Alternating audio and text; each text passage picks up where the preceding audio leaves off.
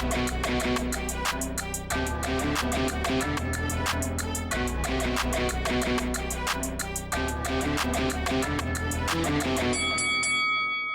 guys, welcome to Boxing Squared for boxing news and views from around the internet.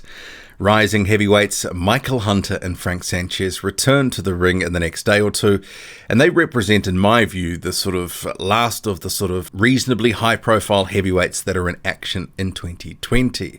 And gotta be honest, not great fights, but we will cover it. We'll start with Michael Hunter first.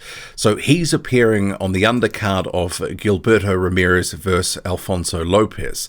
So this is an event that Gilberto Ramirez, his promotional company, is putting on. It's a pay-per-view. It's available on Fight TV for $25 US a pop. So I have actually purchased this, and this is obviously for the Hunter fight in particular.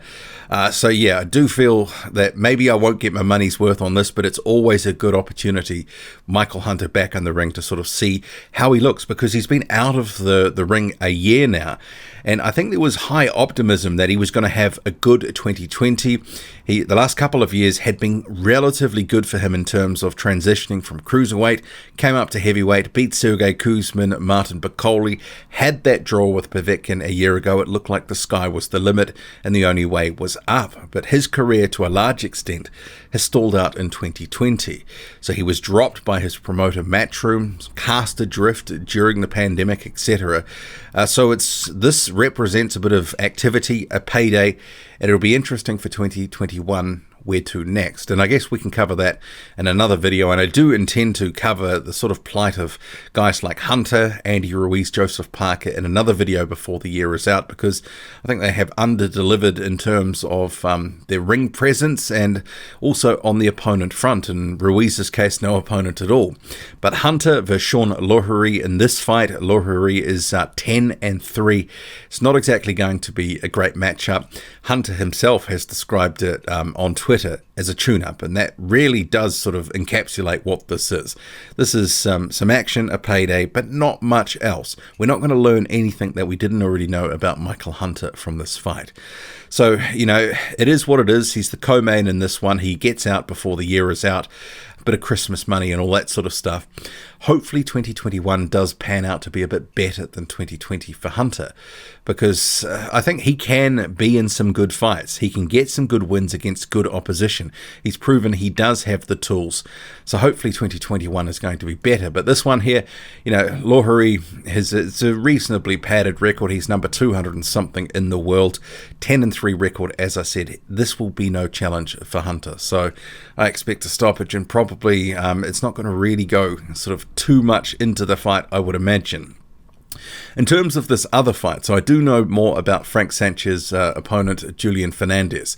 So Sanchez himself is appearing on the Canelo and Callum Smith undercard, and actually see here on screen. So no joint promo graphic for the fight. So they've got these three: Frank Sanchez, Frank Sanchez, Frank Sanchez.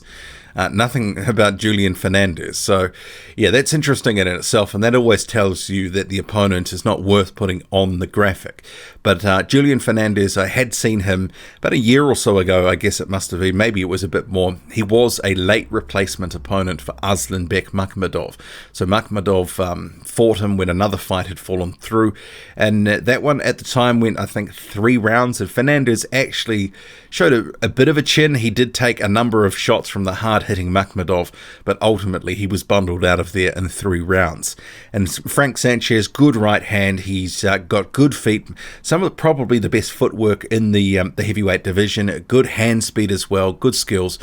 So I think he's going to be far too much for Julian Fernandez, and it's probably going to be something similar, an early sort of stoppage in the first sort of 3 or 4 rounds tops, I'd imagine. If it goes any more than that, well, I guess Sanchez would have got a little bit of activity in.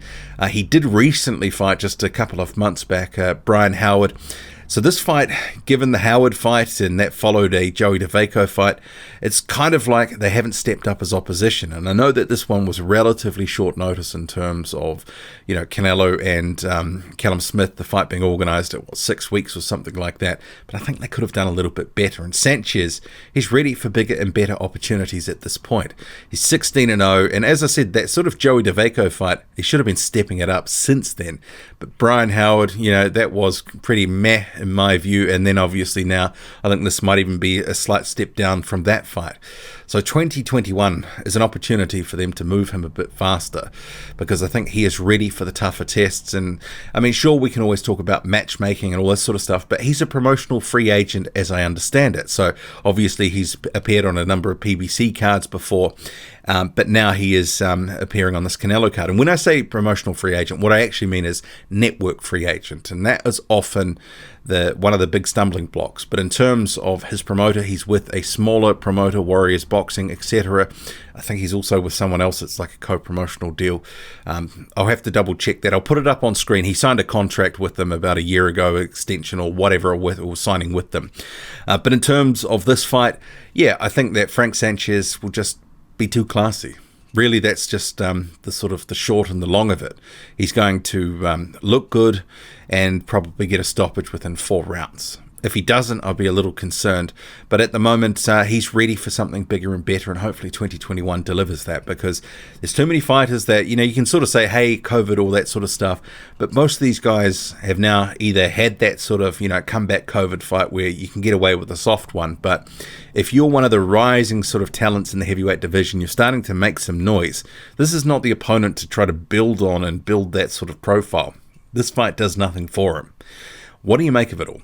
Hunter and Sanchez back in action this weekend. Drop a comment loud and often. Hit like, hit subscribe, follow me on Twitter, boxing_squared. I'm out.